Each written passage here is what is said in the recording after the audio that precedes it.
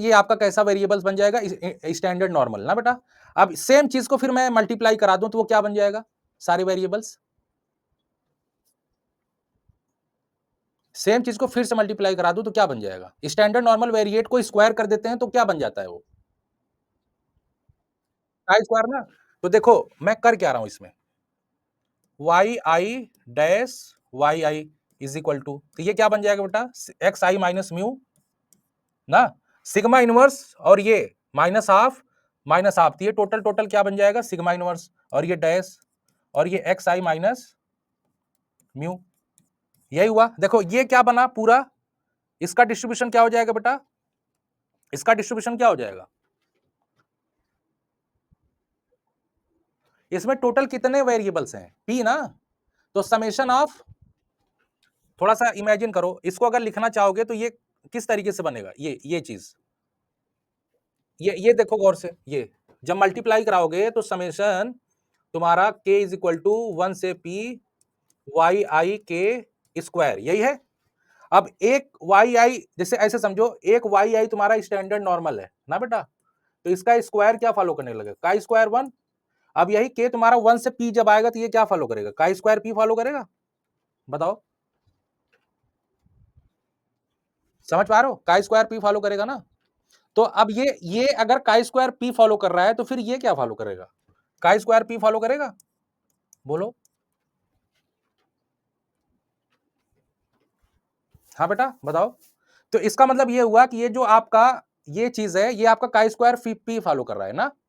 तो अगर इसी का मैं समेशन के फॉर्म में लिख दूं तब एक एक का स्क्वायर p n टाइम्स जोड़ दूं, तब ये क्या डिग्री ऑफ फ्रीडम क्या हो जाएगी,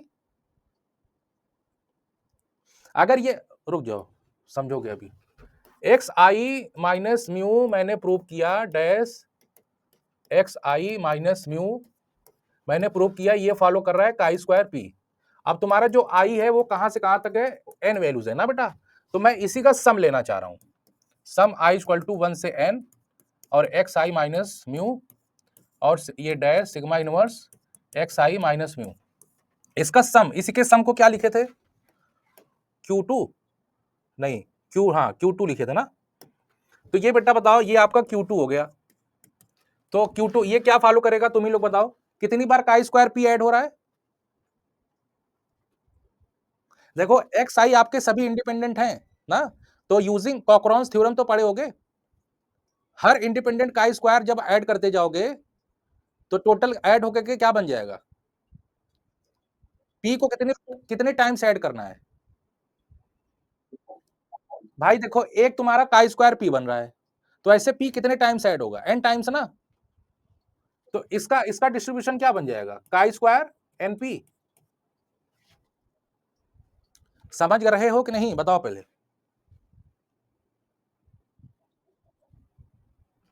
बस सेम एग्जैक्टली बेटा। अब जैसे अब थोड़ा सा अब समझो मैं अब Q1 का निकालना चाह रहा हूं ना, Q1 क्या था तुम्हारा, एक्स बार माइनस म्यू और सिग्मा इनवर्स और एक्स बार माइनस म्यू ना, यही था ये डैश। अब देखो आपको पता है कि एक्स बार क्या फॉलो करता है, मल्टीवेरिएट p और म्यू और सिग्मा अपॉन n, यही फॉलो करता है, बताइए है कि नहीं, यही फॉलो करता है ना। तो अच्छा एक बात बताइए, एक्स बार माइनस म्यू क्या फॉलो करेगा, मल्टीवेरिएट 0 और सिग्मा अपॉन n फॉलो करेगा। तो अब देखो क्या कर रहे हैं, अब इसी के हाफ हाफ को मल्टीप्लाई कराएंगे उसमें ना, sigma upon n minus this, multiply कराओ और एक्स बार माइनस दिस, है ना। तो इसका डिस्ट्रीब्यूशन क्या फॉलो करेगा बेटा, ये देखो थोड़ा सा बड़ा लिख दिया ना मैंने, मैं थोड़ा सा छोटा छोटा लिख रहा हूं, दिस, आप लोग थोड़ा समझना क्या चल रहा है, ये आप लोगों के क्वेश्चन लगाने के तरीके बता रहा हूं, कैसे एग्जाम में क्वेश्चन को अटेम्प्ट करना है ना। तो ये क्या फॉलो करने लगेगा, एनपी 0 आईपी हो जाएगा, बताइए देख लीजिए एक बार, है ना। तो अब फिर इसी का 2 बार लिख देते हैं ना। तो ये अच्छा, अब आप ही लोग बताओ जब 2 बार लिखेंगे तो ये sigma upon root N inverse आएगा, तो ये एन कहां पे आ जाएगा, यहां पे आ जाएगा, तो ये बन जाएगा x minus mu dash sigma inverse x bar minus mu ना बेटा।